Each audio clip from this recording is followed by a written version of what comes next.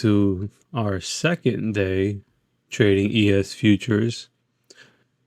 Yesterday, my plan was simple. I made the video at about around here last night. I was showing you that my plan was for us to test the prior day's low and then ultimately Tuesday's low. Well, we got just that in today's session, where we opened up at about 9:30 and went straight down, took out Tuesday's low. Now, let's look back as to why I thought this was important.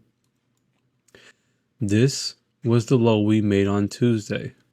This low was an important low that actually propelled us up to new all-time highs. So I thought this low was very important. It's where a lot of money was transacted. When you see important lows being taken out, the market loves to trap below them to make you think that we're going to go a lot lower, recover, and then make a big move back up in the northern direction. So as you can see, we came straight down, took out that low with some conviction here. Candle closed below it. They tried to recover, and then ultimately came down to a low of 61.0275. At about 1 o'clock in the afternoon, we recovered Tuesday's low, and that would have been your entry signal for a move back up. I'm a level-to-level trader, so if I had entered at 61.18, I would have taken it at 10 points higher, which would have been 61.28. This candle got as high as 61.34. So as you can take anything from this video, it's important lows provide lots of energy and momentum to trap people on one side and then flip them back the other way. As you can see, we are still stuck in this major consolidation with one big trap below. This, and I'm not a predictor, I'm just giving you examples of how markets move. This trap below here and recovery could be what propels us to break out and have a sustained leg higher before ultimately creating another range. So this trap today was what I was looking for. Didn't have to happen. We could have just propelled higher, but markets love to trap. Now that we've had this trap down here, this is a active setup that will allow the market to first retest that 61.41 level that we put in, which might actually happen overnight here. Ultimately, we can come back to the prior day's highs up here at 61.66. By trapping below this level, it gives the market enough energy to make a move higher. For tomorrow, we're still in an active false breakdown setup from this low. As long as we're holding above this low, the market is in prime condition to make a run higher. So one could stay long as long as we're above this low. If we lose that low, and ultimately this low right here, we can see a pretty nice flush. And I wouldn't be interested in anything for a while, honestly. If I zoom out here, as long as we're staying above this zone here, we're good. But until then, we could see a move all the way back down to 60.53 or even 60.20 area. And it might sound far-fetched for you to think that we could make this move all the way back down, but it's not very far-fetched. It takes one tape bomb and this market is straight back down to the 60.20 level.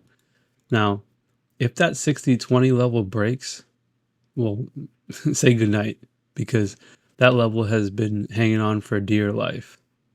If that level probably has nothing left in it.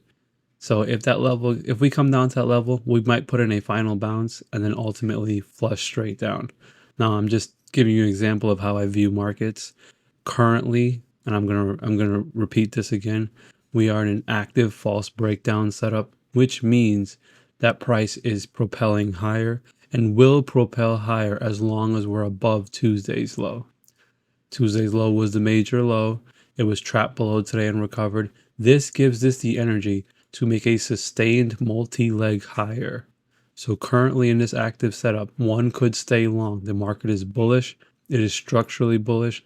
There is nothing indicating that we will be moving any lower. if we're day traders here, we're not worried about what's happening in the long term per se. And to give you an example of how I told you to trade today using yesterday's video's plan was I wanted to see us trap below the level and recover.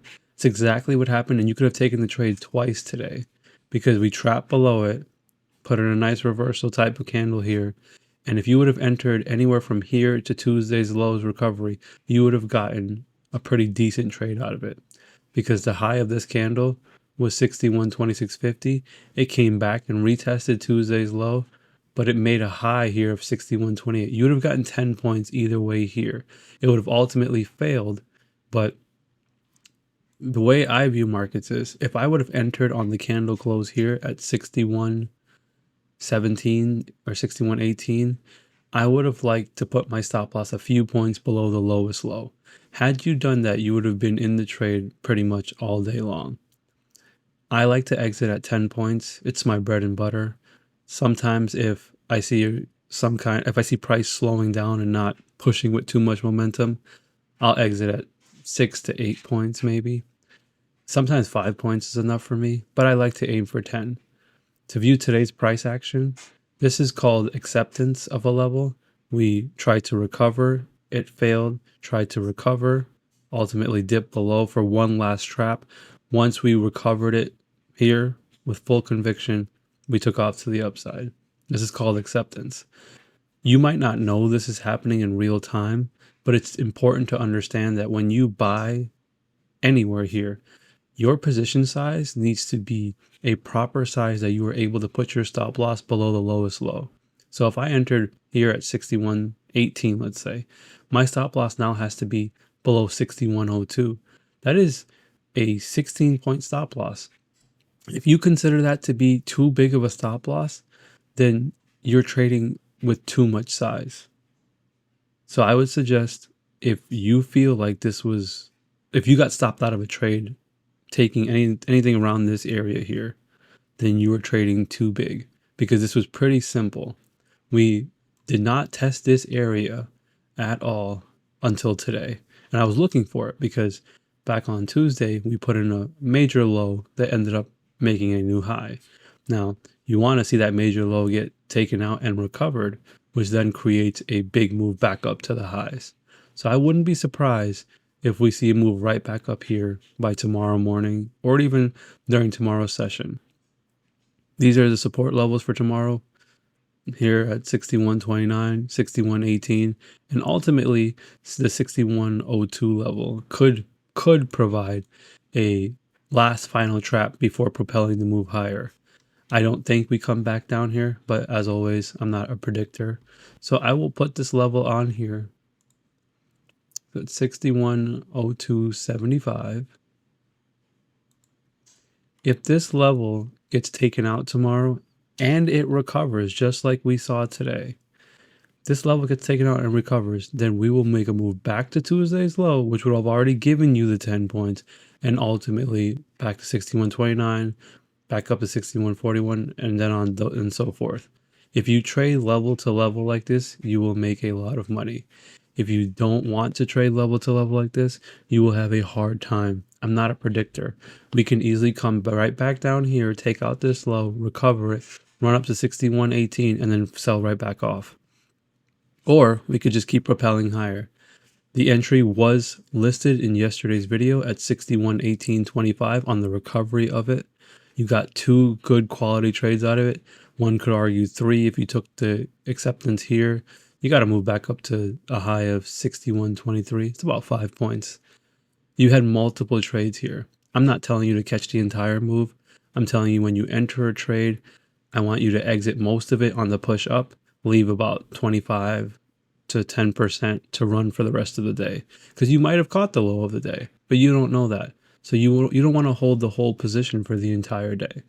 But in a nutshell, for tomorrow's plan, you know where today's low is. It is being propelled.